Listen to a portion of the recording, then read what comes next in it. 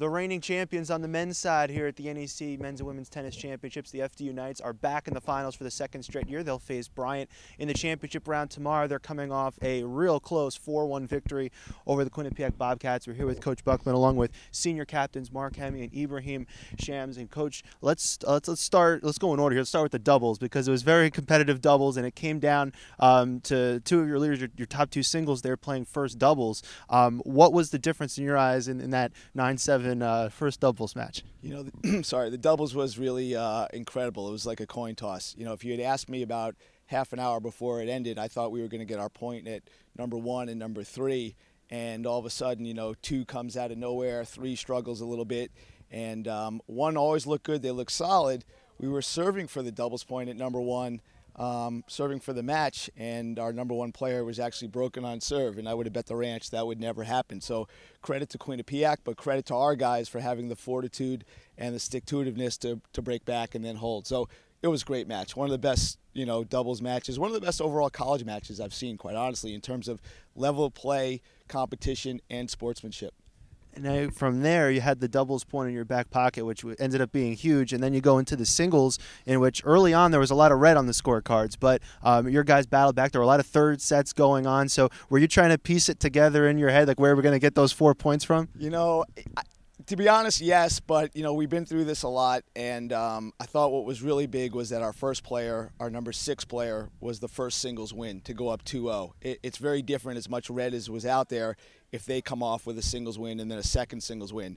And a real credit to our number 6 player, Marcus Soberg, who actually yesterday played a bad match, and he came right up to me and he apologized, and I said, no apology, just make it up tomorrow. And his conviction was great, and that was really big for us. What does that say about the depth of your team for your 6 singles player, for the guys, you know, 4, 5, 6? A lot of times they're the ones that decide matches to come out big here in this semifinal. Yeah, I think we have the kind of lineup where everybody could almost play in any position. I mean, we do have good depth, but the thing is we work together and they pull each other along, singles and doubles. It's a tight-knit group. We're led by the big 4, our 4 big seniors, and that's been everything for us in this tournament and really throughout the year. Ibrahim, your match today was another one of the classics going on there. What was your assessment of your performance today? Well, I started off very slow. I played him before in the regular season. I lost to him, so I was a bit nervous in the beginning. But I was able to turn it around in the second set and kept that momentum with me for the final set, and that really helped me a lot.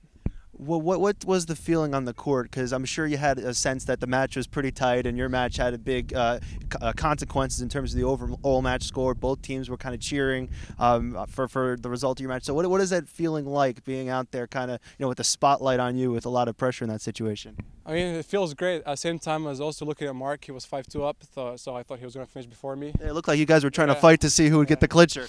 Yeah, I know.